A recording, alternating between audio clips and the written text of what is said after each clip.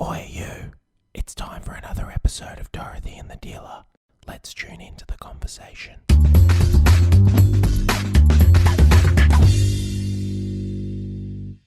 Ain't no mountain high enough. Have we done that song already? No. Okay, go for it. No, you have to Why? start it because I can't just start. Ain't no mountain high enough. Will love this song. No river low enough. I don't. Keep me from swimming to you. Is it swimming? No. Getting to you. Getting? Yeah. So there's other What words about because in if it's a there. mountain, it could be climbing. Keep me from climbing to you, baby. Oh, okay. Yeah, no. Okay. You probably need to research some words of songs before you sing them. How you going? I'm just trying to plant that seed in the audience's mind so they're all gone when they switch off the podcast. They're all like, ain't no mountain high enough. Okay, so Yeah. how you going? Good, I'm grand. That's good, Yeah, that's lovely. good, that's Nice good. to see you again. Nice to see What's you your again. name? My name name's is Mitch. and my name's Amelia. I'm Worley. Okay, so we have been constantly asked to cover a particular topic. Yeah.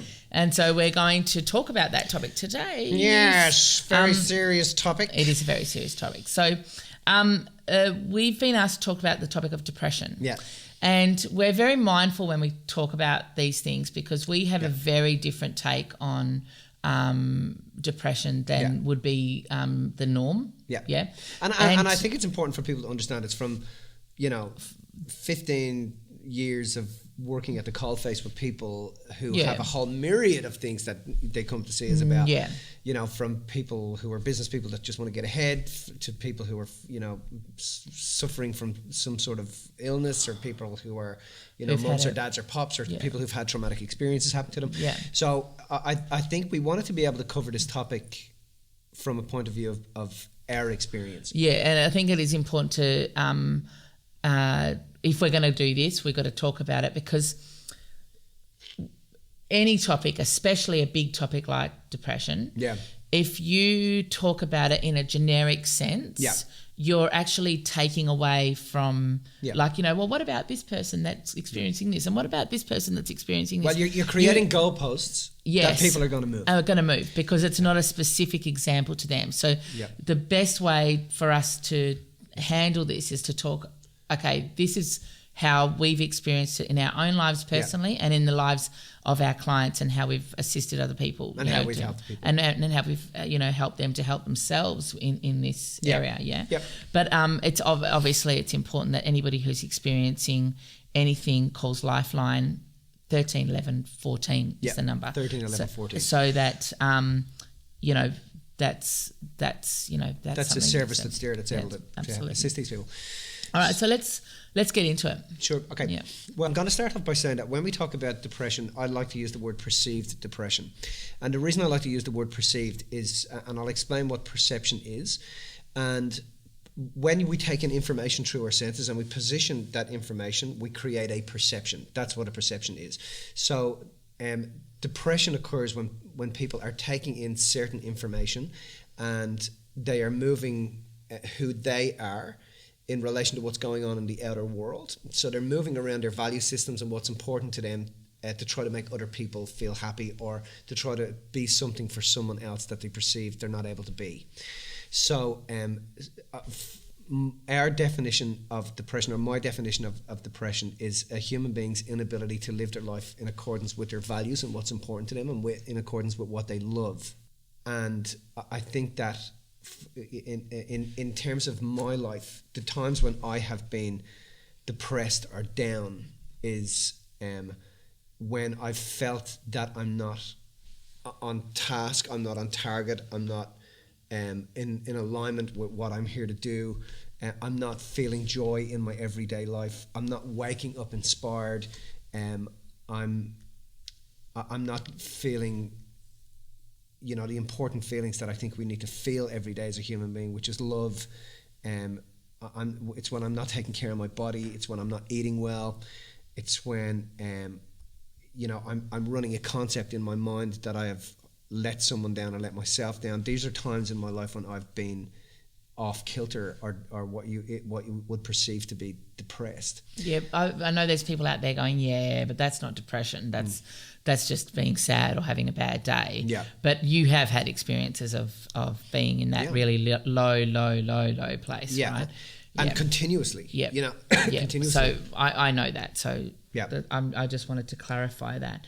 So I still don't understand what you mean and why you said perceived. So I think you need to be clearer on that. Well, a perception, everything is perception. Yeah, no, I understand that. So you take in information through your senses and you create a perception about a person, a situation, a room, an environment. These are perceptions.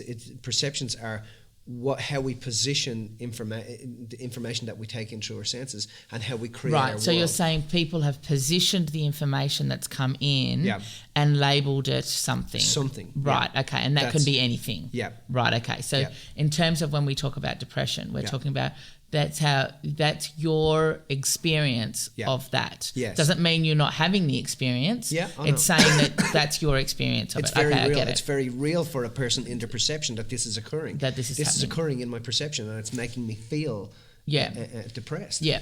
So I want to go back then. So and let's talk a little bit about values, because I think that the understanding and talking about values is important in the discussion of depression, right? Yeah.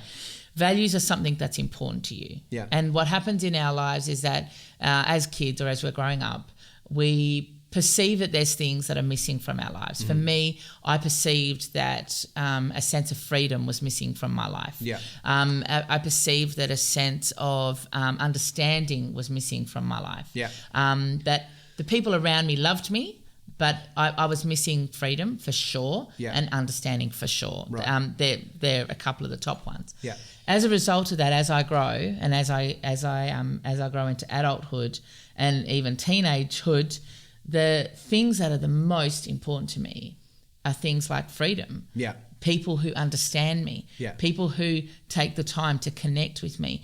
These are the things that are important to me because in my life I perceived they were missing, right? And I think this is where values come from. This is a general or the most generic way to explain what values are and where they come from. Yeah. You have this feeling that something's missing, and as a result you want something in your life. Yeah.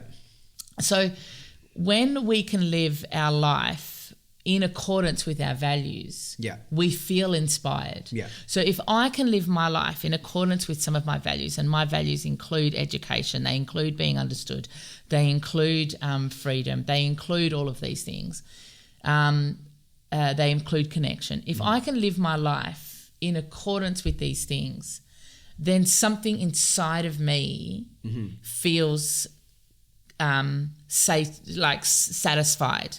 Does that make sense? It feels like I am filling my cup. Yeah. The things that that are the most important to me, if I am living my life and I'm getting those things in my life, then I feel full. Yeah. When I'm not getting those things in my life, right, and when I'm not living a life that allows me to get those things, I feel empty. Right. I feel like I want to go and, I don't feel myself. Yeah. I feel like my life isn't being lived for me. And so a good example of that is I loved teaching. I loved teaching because teaching gave me so much of that connection and understanding, but I really didn't feel like I had freedom. Right. And I was feeling like I was withering away all of the time. I'm feeling like this thing that I'm doing, I'm actually not doing for me. Right. I'm doing this because it's making other people in my life happy. It was an easier option. It makes my colleagues happy. It makes my family happy. But it's not really fulfilling me. As much as parts of it did, it wasn't really fulfilling me.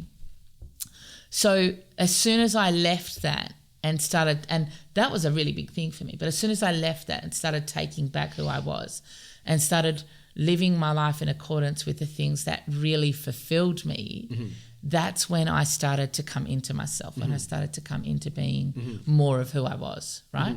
So that's just a generic understanding of values and how. So it's a bit like when what you're saying is that if I was to take you and stick you in a room where you couldn't get access to the things that make you feel your values and make you feel as if you're living your values, well, then you're going to become depressed. Absolutely. Because you haven't got access to the things. Yeah, because if somebody was trying to make me, if I got put into a situation where I had to be all these things, but I couldn't have all the things that I loved in my life, right?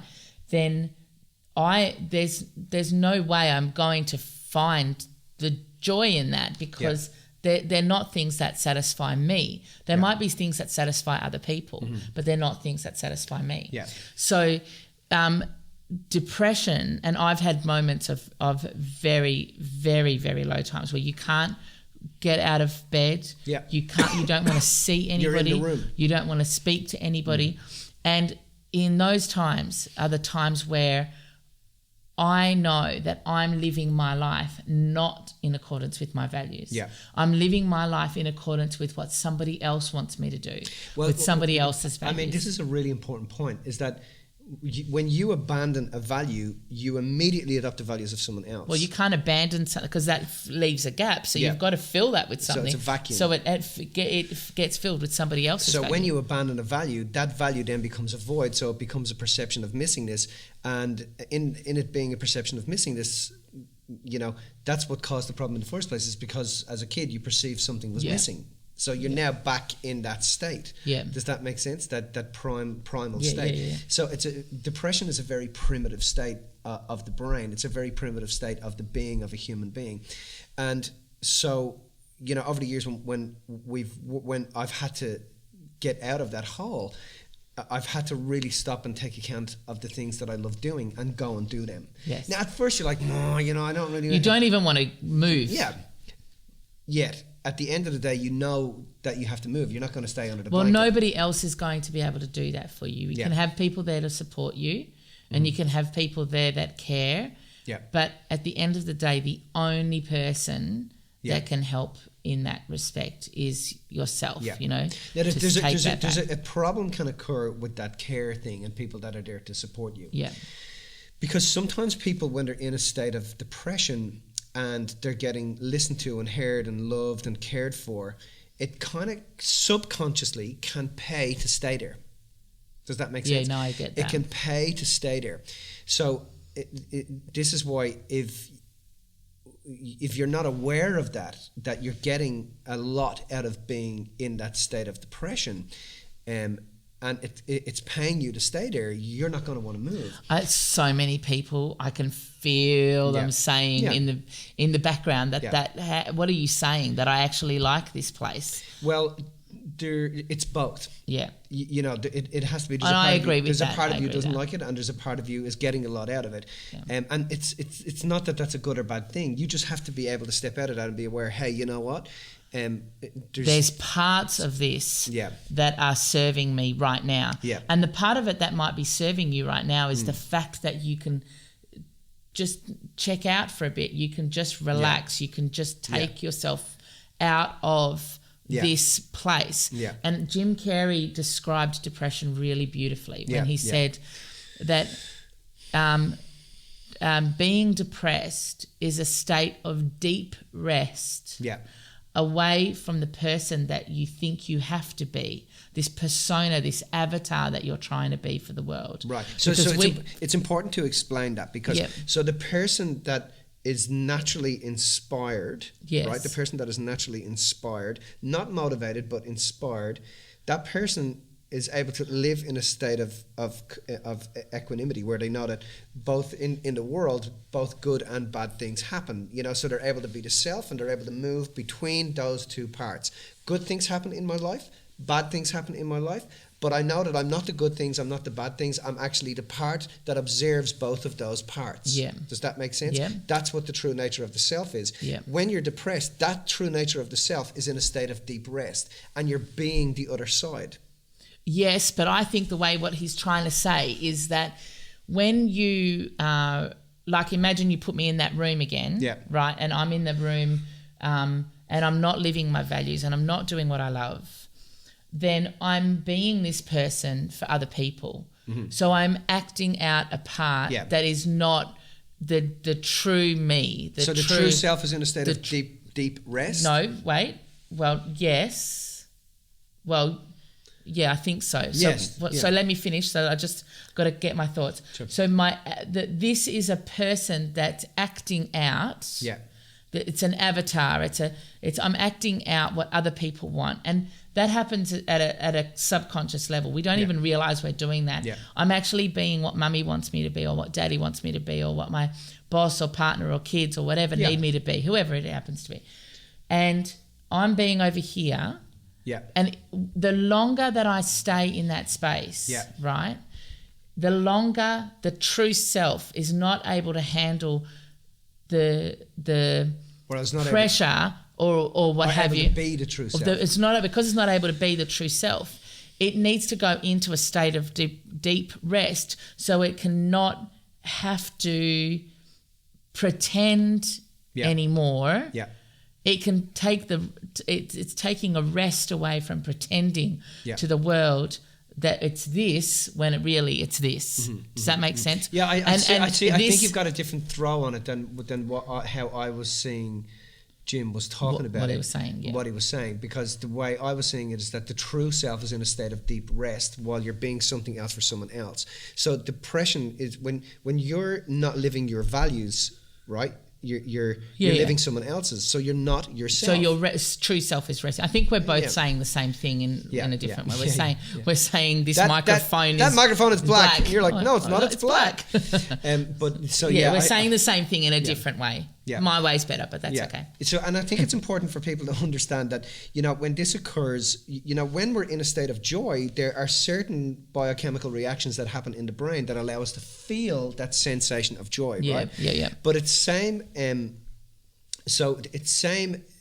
people say to us all the time, but what about clinical depression? Well, all depression is a form of clinical depression, because there's certain chemical compounds are released from the brain when you're in a state of sadness. So that's clinical depression. And so... Well, people would say that sadness and depression aren't the same thing. Mm-hmm. But what you're sadness saying is a byproduct. So what you're saying is that whether or not you're feeling joy, sadness, excitement, etc., there are chemical reactions that are going to be displayed in the body. Yeah. Depression is the same. It is a chemical thing because there's chemicals that are released Correct. when you're feeling that way, of course. And I think when people take another chemical to try to suppress that, and I'm not saying you should or should not do that. When people take another chemical to try to suppress that, when you're trying to suppress sadness, you're also suppressing love and care and empathy and compassion. You cannot suppress one without, it doesn't what's the word? It doesn't discriminate. It just it numbs the whole lot. Yeah. And so it's I think it's important. I know in my life the only way I've ever been able to get out of it is to go and do what I love. Is to get up and go for a walk. Is to make sure I'm drinking lots of water. Is to hang with the people. But do what you love. So what are the things that you love? That's what I'm saying. I would go out. I would exercise. I would walk. I would talk. Drink. Make sure I've got lots of water in my body. Make sure my I have fluid in my body But what I mean is, what are the things that you love that got you out of that? Other than the natural stuff. Well, it's hanging with the kids, spending time with my mum and dad, being in nature, exercising, going for a ride, being on the water, being close to people, also communicating, being able to actually talk. Yes. Actually talking about it. Okay, this is what's going on. Yeah. So whenever I would deal with a client, and I would say to them, okay, so what's going on? Well, I'm feeling depressed. Okay, well, just tell me some of the things that you loved to do as a kid, And can I just say, the first thing that somebody who's depressed and who's experiencing that, the first thing that they really struggle with is to tell us that. Yeah. Because they forget they've been really caught up so long in life is I don't know. I can't remember. So but when you really sometimes the very first step is really digging deep and going, okay, well what lit you up? What made your heart beat? What was it that when you did that, you just came alive, Yeah, you know? that's right. Yeah. And I think that then what I would do with him is I would say, okay, I want you to go and do that. Today you're going to go and do it. You're going to come back and see me tomorrow. And before you come back and see me tomorrow, I want you to journal how it made you feel. And then as soon as they start to do this, as soon as they start to take back their first value, and then they take back a second value and a third value, and then they start to take themselves back, slowly but surely they become themselves again. Does that make sense? So they're all life is homeostatic. All life wants to get back into a state of balance. We're all trying to get back into a state of balance. So depression is just an imbalance within the self, Yeah. And it's where the true self and that true state of equanimity, who is in that state of intelligence that knows I'm able to be both things. I can be good, I can be bad, I can be happy, I can be sad. But when you're just trying to be happy all the time, you just create the opposite side. Absolutely. There's I'm always talking about the Wizard of Oz, but there's a great point within the Wizard of Oz, and this is really relevant for me at the moment. I've been watching the Wizard of Oz and been debriefing this movie for 20 a long years. time. 20 years. Yeah. And, one of the most important parts of the movie is when she comes back after getting the broom, and the wizard goes, "Who are you?" And then he screams at her again, "Who are you?" And she stands up into herself, and she's gone through the journey. She's completely whole, completely awake, completely aware. She's a fully integrated individual woman, and she steps forward, and then her courage steps up beside her heart steps up beside her, the Tin Man steps up beside her, so the intellect steps up beside her, and she stands there and she declares who she is. And only at that moment is the charlatan revealed, because the dog runs over and pulls the curtain back, and then she looks over and goes, "You're the wizard? You're a really bad man." He goes, No, I'm a really good man. I'm just a bad wizard. I'm just a bad archetype. I think that that's what happens when the curtain is drawn back. When the curtain is drawn back in our lives and we step up into who we are, and we start to take back who we are, and we declare to ourselves, this is who I am.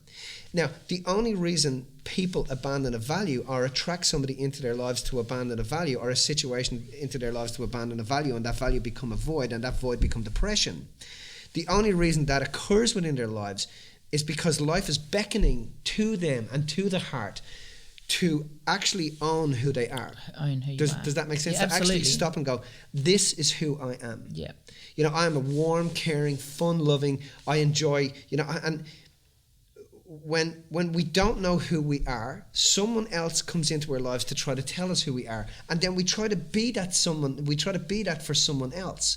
And that's also what can cause depression. Well, that's I will often say to a client, who do you perceive as wanting you to be something, or who do you perceive as wanting you to be a certain way or a certain person, or who are you trying to be a certain person for that you just feel as if you're not able to match up to that desire for that them. expectation. And 100%, every single person that we have experienced, that we've worked with, who has experienced depression, and also ourselves, based on that information, every single time they're trying to be something for somebody else. Yeah. Now, let's say they're trying to be something for their mum. That's not their mum's fault. Yeah. It's them feeling like, in some way, I can never match up. Yeah. Because I can never match up, I'm going to be this. I'm going to, mum wants me to be a doctor. Okay, so I'm going to study medicine.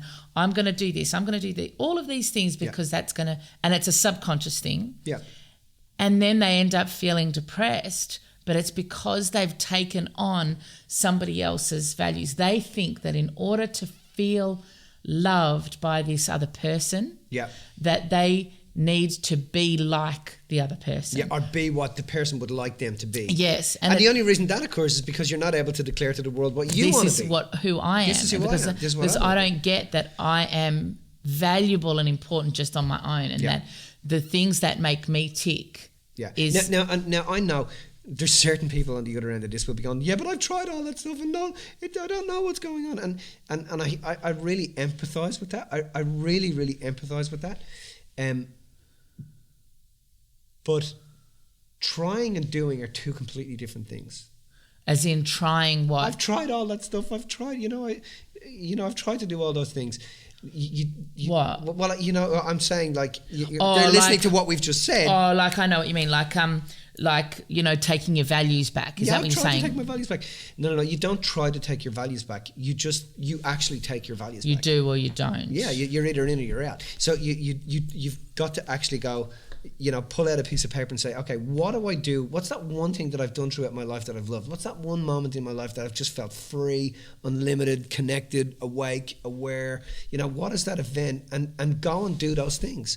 Go and be yourself. Does that make sense? Go and be yourself. That's all the world is asking you to do, is to be yourself. You know, and love and own every single part of yourself. The other thing I would say is that it's very rich to be grateful to your depression.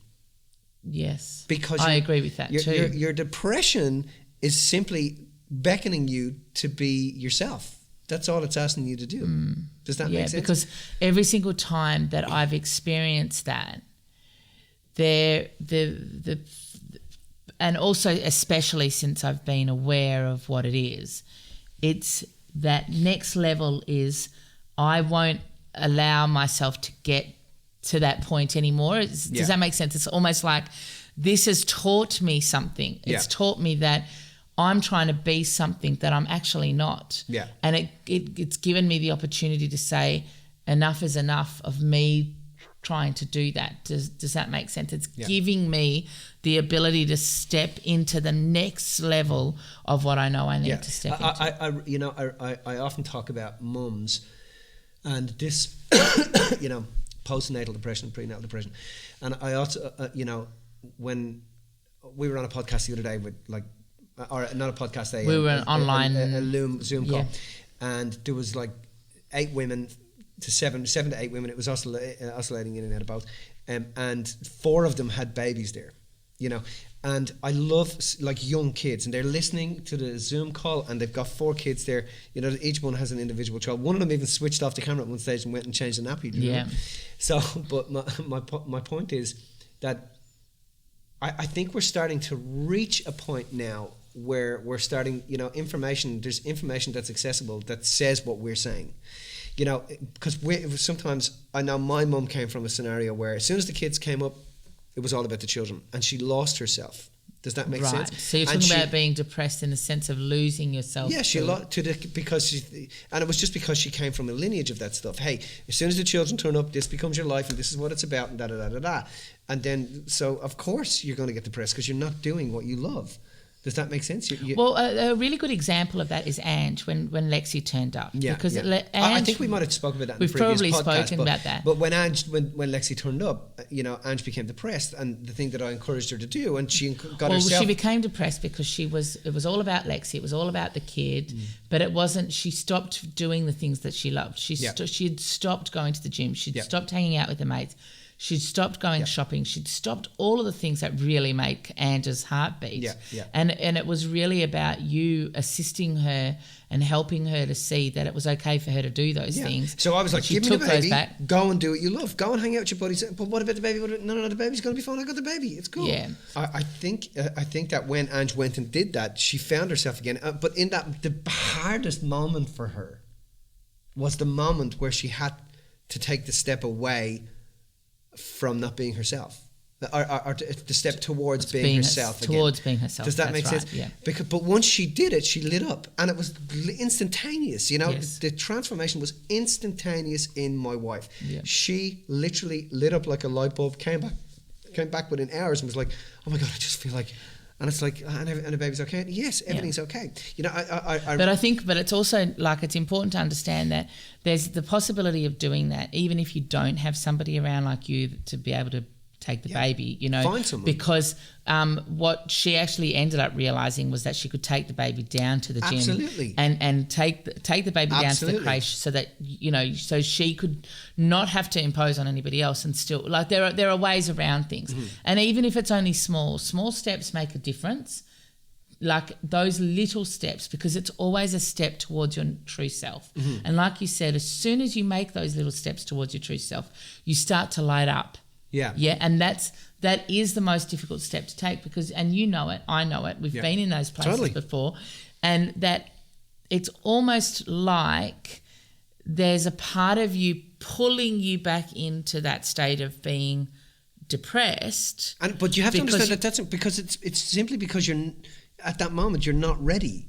No, I understand. You know what I mean? You're just, and that's okay. Yeah, you're not ready, and also because there's a part of it that's comforting to you to be in that space. And if you need that comfort in that state of depression, that's okay as well. That's okay. Yeah. That's okay. Look around and count your blessings and say, okay, who's here for me? Who's loving me? Who's taking care of me? And then that's sometimes the first steps to be able to get yourself out of that. Now, I want to comment about something that I think is important in terms of this topic, is that at the end of the day, as much as what assists us in those moments is somebody else being around, or somebody helping us to take that step.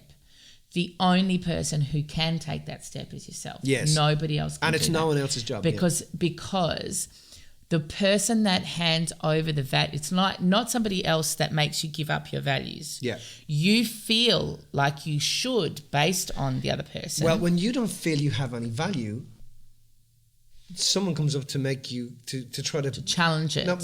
To try to give you something to value. You know what I mean? And that's a good way to say it. To try to give you something to value. So it's not about beating up the messenger. It's about understanding. Well, you don't feel you've anything to value. When you take back your values, that person goes away. Yes. Because you empower yourself. Yes, and so that's a really good way to say it. While you're not able to do it, somebody turns up because it's a vacuum. Yes. Somebody turns up. It's conservation of energy. Somebody turns up to be able to show you that you need to take yourself back. Yes. And while you can't, I'm going to give you this here, but it's never going to be enough. Yes. So the point I'm trying to make here is that we're not saying that it's anybody else's responsibility. You have to take the person who has to take responsibility in the sense that if I'm the one who gave up my values, the only one who can take back my values is me. Yeah. Right? And if you do anything other than that, and if the person who's experiencing that is putting the responsibility on another person or another situation or a circumstance, because sometimes circumstance gets us to a point where we feel depressed. Sometimes we've had big events happen in our lives that gets us to a point where we feel that, right? But at the end of the day, the only person who can take that back is ourselves. And unless we are aware of that, the key to our freedom or our happiness lies in somebody else, another event, another circumstance, if that makes sense. Yeah. So it's not about saying, when mum changes or dad changes or if that situation never happened, then I can be happy, because therefore the key to your happiness or the key to you being okay and your true self is always going to be in somebody else. Which doesn't work. The only way that you can get out of that is to do whatever you need to do for yourself. Yeah. And if that means lying under the covers for another day, that's okay. That's okay. That's okay. Yeah. But as long as you have the concept in your mind that you're not that. And I think that's another really good point, is that we're not that. No. We experience that. Yeah. And we're not taking away from the fact that some people experience that at extreme levels, but we experience that, but we are not that. Yeah. And as soon as you recognize that your true self has values, has things that light you up, and you start to take some of those things back, guaranteed you will be a different person. The other thing You'll is be that back to yourself. When we do that, our biochemical reaction in the body is that our glial cells vibrate and light up. When we do what we love, when we're fulfilling a value, our glial cells, which are the cells that communicate between all the other cells, come into a state of alignment, and they actually bring vitality and energy to your body. That's right. So that's why you start to light up, because there's actual biochemical reactions that happen as soon as you start to do things that inspire you. So that's important, because people think, but I've tried to do things. No. If you're doing something that you love, there is a biochemical reaction within your body. Does that make sense? So if the first test is to actually go and do something that you love and watch what happens to your body. That you actually really, truly love. The other thing is that you get addicted to it and you feel called to do it once again. Does that make sense? Because once you have that biochemical reaction, you know, when you kiss someone for the first time and you have that biochemical reaction, why do you draw forward to kiss them again? Because you want more of that biochemical reaction. Does that make sense? It's like when you eat a piece of chocolate. Why do you go and eat another piece of chocolate? Because you want more of that biochemical reaction. You're more addicted to the chemicals as opposed to the chocolate itself. Yeah. So it's same with when you start to do things that you love. You get an addiction to it. Yeah. You know, you get an addiction to doing the things that make you feel warm and those biochemical reactions inside of your body. Yeah. I mean, we could go on about this for hours. Yeah, no. There was something else I just wanted to say, especially in terms of people with careers, because I meet people who are in a job and really depressed, really like, and they feel like I have to go to this job because I got to feed the family and da da da da da da. And the way to handle that is to ask yourself, okay, if I wasn't doing this job, what would I be doing? So let's say you think, well, I'd be fishing. Great. Or what else would you be doing? Well, I'd probably be motorbike riding with my mates. Okay. If you want to be able to get out of a state of depression in your job, and everybody, no matter what the workplace, everybody has people who comes into a job and you observe them, they're unhappy, and then suddenly they come out of the job and they go off and they're doing something completely different. Does that make sense? Mm-hmm. And they're happy again, right? So when you're in a job and you're unhappy, you have to be able to be clear about what are the things that you do that you love. And every day, make sure that in some way you're contributing to the happiness that you have around doing the things that you love. So let's say it's motorbike riding, or let's say it's fishing. Every day, read a fishing magazine. Every day, think about another part of the coast that you're going to go and fish from. Every day, think about a buddy's boat that you're going to go out on and ring him and organise it. So be doing things in your everyday working life that are honouring the higher order of your value systems and that are honouring the things that you love to do. Well, you've got to be able to see and show how you doing this work enables you to do those things. Yeah. And then the thing about it is, the quicker you're able to resonate with the things that you love, the quicker the environment responds to your resonance and brings more of those situations around you. Yeah. Does that make sense? Yeah. So I think that really making sure that every day you're feeling it in some way. It's a bit like the analogy I use when I'm talking about the person who books a holiday in Bali. You got the employee who's booked a holiday in Bali in 6 months' time. Now, for the first 5.5 months, for the rest of the 5.5 months until they go on their holiday in Bali, you don't really hear much about it. But the last 2 weeks, they're really talking about Bali. And within, the last 7 days, you can't get anything out of them. You just can't get anything out of them because they're already in Bali. They're already lying on the bed. They're already sipping pina coladas. They're already at the beach club. They're already there. So this is important, that I think that when we tune into what we love and we start to turn up there as often as possible and as frequently as possible in that space, the quicker our environment changes to get us there. Does that make sense? So I think really, taking time out every morning when you wake up to feel how you actually want to feel that day, before you go to bed at night, to feel how you actually want to feel, how you felt that day, and register with the times and places when you felt them, the quicker people are able to get out of that state of depression, Cool. I loved that. I think that was good. And I think it's important for people to understand that, our objective is to be respectful of where people are at. Well, everybody's got their experiences. I also want to, I think that we've spoken a little bit about unhappiness as well as depression. We understand that there's a difference, but we also understand, and we're also, our intention is to, at the end of the day, assist. Do you know what I mean? We've seen it too many times. Yeah. We've seen it so many times where people are living somebody else's life instead of their own life. And I feel like, I really wanted to be able to talk about this because it's an important topic. Yeah. And, there's people out there that are there to assist, which is why, obviously the Lifeline is number one, but there's people out there to assist. Yeah. And it's just a matter of, Yeah. Live your life inspired. Yeah. Love is the only way, baby. Cool. High five on that one. Yeah. Do you spit everything? I did spit. That's all spit. Oh my God, I must have got excited in You this. did. You was a whole lot talking. Cool.